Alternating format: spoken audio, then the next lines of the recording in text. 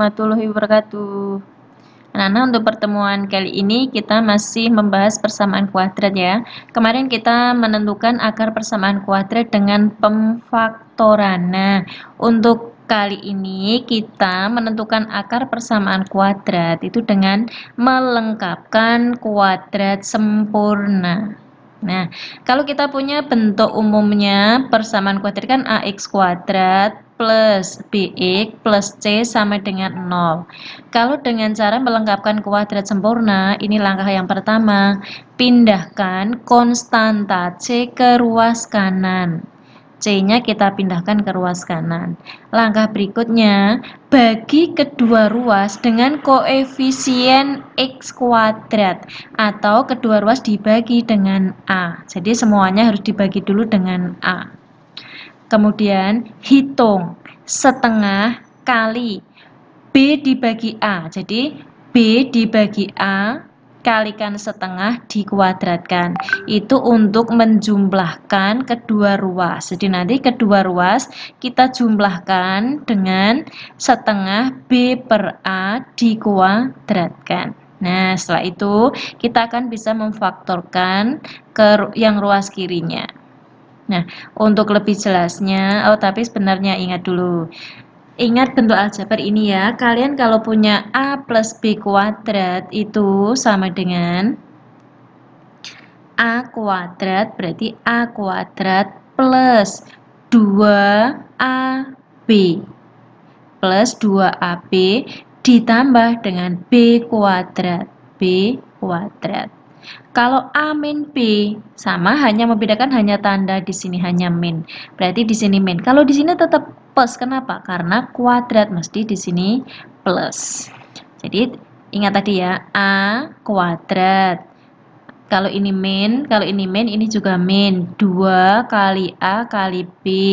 Min 2AB ditambah B dikuadratkan. Nah, misalkan kita punya X plus 3 kuadrat menghasilkan X kuadrat. Caranya ya, X di sini dikuadratkan berarti X kuadrat.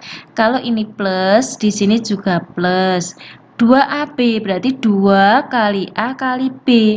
2 kali X kali 3, 6X. Terus 3 dikuadratkan plus 9. Atau nanti sebaliknya, kalau kita punya X kuadrat plus 6X plus 9 itu sama dengan X plus 3 kuadrat. Kalau di sini min, ya tinggal di sini X min 3 kuadrat. Contoh soalnya. Tentukan akar persamaan kuadrat X kuadrat plus 8X min 9 dengan melengkapkan kuadrat sempurna. Sekarang pembahasannya. Sebelumnya kita cari angka yang akan kita tambahkan dulu. Tadi apa? Setengah B dibagi A. A-nya berapa? A-nya 1, B-nya 8. A-nya 1, jadi kita kasih keterangan. A-nya tadi sama dengan 1. Terus B-nya sama dengan 8. C-nya sama dengan negatif 9. Ingat, yang akan kita tambahkan kedua ruas nanti adalah setengah dari B dibagi A. B-nya 8 dibagi 1, berarti 8 dikali setengah, berarti berapa? 4. Jadi nanti kedua ruas akan kita tambah dengan 4 kuadrat. Sekarang kita bahas. X kuadrat plus 8X min 9 sama dengan 0. Perhatikan langkah pertama. C-nya pindahkan ke ruas kanan. C-nya berapa? C-nya min 9. Ini min pindah ruas jadi plus. Berarti ini 9. X kuadrat plus 8X sama dengan 9. Nah, tadi langkah selanjutnya kita tambahkan kedua ruas dengan setengah B per A dikuadratkan. Karena A-nya 1, B-nya berapa? 8. 8 dibagi 2 berapa? 4. Berarti 4. Ingat, dikuadratkan. Ruas kiri ditambah, ruas kanan juga sama. Ini juga ditambah. Oh ya, ini 9 tetap ya. Ini 4, ini kuadrat. 4 kuadrat. 4 kuadrat berapa? Ya, kita hitung. Yang tetap ini X kuadrat plus 8X plus 16. 9 ditambah 16. 9 ditambah 16. 9 tambah 16 berapa? 25. Ini kita jumlahkan dulu ya, 25. Nah, sekarang dilihat. Ini tadi kalau bentuknya yang ini sudah ditambah dengan setengahnya B dikuadratkan, itu hasilnya itu langsung X. Kalau di sini tandanya plus, di sini juga plus. Nah, plusnya mana? Ini 4 di sini. Berarti X plus 4 dikurung terus dikuadratkan. X ditambah 4 kuadrat sama dengan 25. Nah, sekarang kuadratnya ini pindahkan ruas. Kalau pindah ruas jadi apa? Jadi akar. Berarti akar 25. Dan yang di sini tinggal tetap X ditambah 4. Jadi X ditambah 4 sama dengan akar 25. Nah, kita hitung akar 25 berapa? X ditambah 4. Akar 25? Iya. Akar 25 itu adalah plus minus 5. Plus minus 5. Plus minus 5. Nah, di sini ada plus minus. Itu artinya apa? Berarti yang satu plus, yang satu min. Kita tentukan hasilnya. X ditambah 4 sama dengan yang positif dulu, berarti plus 5.